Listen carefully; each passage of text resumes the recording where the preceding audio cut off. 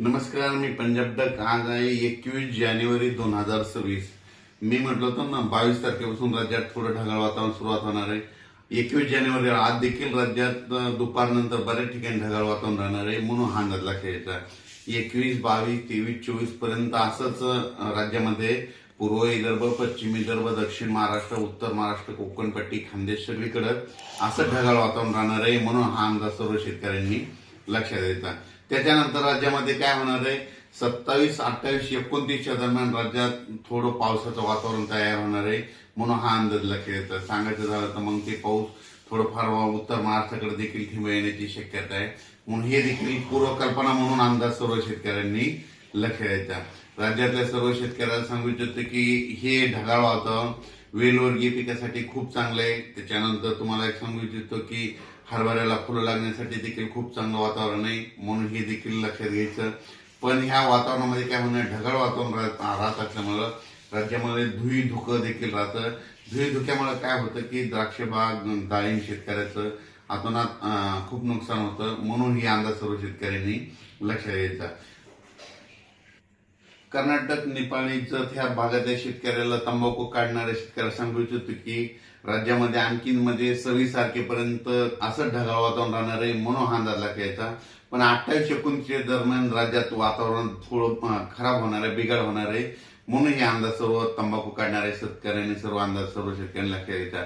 वीट उत्पादकांना देखील हा अंदाज लक्षात घ्यायचा, कारण की खूप काही असा मोठा पाऊस नाही, मागे जसा आलता ना तसा तुरळक ठिकाणी कुठेतरी थेंब येणार आहे, म्हणजे 28, 29, 30च्या दरम्यान, म्हणून ही अंदाज सर्व शेतकऱ्यांना लक्षात घ्यायचा.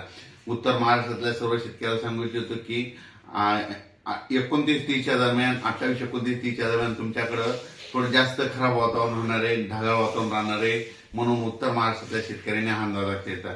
मग हे वातावरण कशामुळे खराब होणार आहे त्याचा एक मला कल्पना देतो. काय झालं की वेस्टर्न डिस्टर्ब WD काय झालं, गुजरात, राजस्थान, पंजाब, हरियाणा, मध्य प्रदेश, उत्तर प्रदेश तिकडे काय होणार आहे आता ह्या म्हणजे 26 ते 30 दरम्यान, म्हणजे जानेवारीच्या शेवटच्या आठवड्यात त्या 5-6 राज्यामध्ये काही ठिकाणी बर्फवारी होईल, कुठं गारपीट देखील होईल, कुठं मध्य प्रदेशमध्ये, राजस्थान, हरियाणा, पंजाब, उत्तर प्रदेश तिकडे गारपीट होईल. पण त्याचा असर काय होणार आहे महाराष्ट्राला, मग ढगाळ वातावरण राहील आणि तुरळक ठिकाणी मग क्वचित भागामध्ये कुठंतरी थिंब पडतील, म्हणून हा अंदाज सर्व शेतकऱ्यांनी पूर्वकल्पना म्हणून लक्षात घ्यायचा.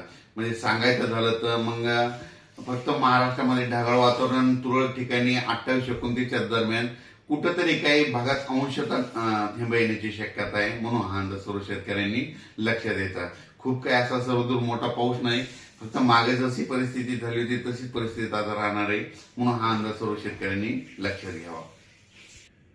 द्राक्ष शेतकरी, डाळिंब शेतकऱ्यांना सांगू इच्छितो की राज्यामध्ये म्हणजे आज 21च्या दुपारनंतर, म्हणजे 21 पासून ते 30 तारखेपर्यंत असं क्लाउडली म्हणजे ढगाळ वातावरण राहणार आहे, जास्त सूर्यदर्शन होणार नाही, त्याच्यामुळे तुम्ही तुमच्या फवारणीचं तुमचं नियोजन करू शकता.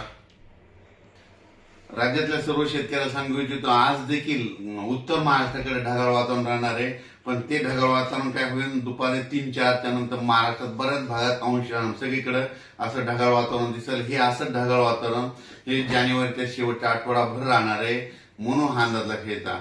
मग राज्यात मग 28, 29, 30च्या दरम्यान काय होणार आहे, थोडं आणखीन याच्यापेक्षा जास्त वातावरणात बदल होणार आहे. मग ते कुठं होणार आहे, नंदुरबार जिल्हा, धुळे जिल्हा, जळगाव जिल्हा, नाशिक जिल्हा, त्याच्यानंतर अहिल्यानगर, पुणे जिल्हा, कोकणपट्टी पूर्ण, त्याच्यानंतर सातारा, सांगली, सोलापूर, कोल्हापूर ह्या पट्ट्यामध्ये काय होणार आहे, मग थोडं जास्त ढगाळ वातावरण राहील आणि तुरळक ठिकाणी थिंब देखील 28, 29च्या दरम्यान त्या पट्ट्यामध्ये येतील, म्हणून हे अंदाज त्या शेतकऱ्यांनी लक्षात घ्यावा आणि आपण आपल्या फवारणीचे नियोजन करावे. धन्यवाद.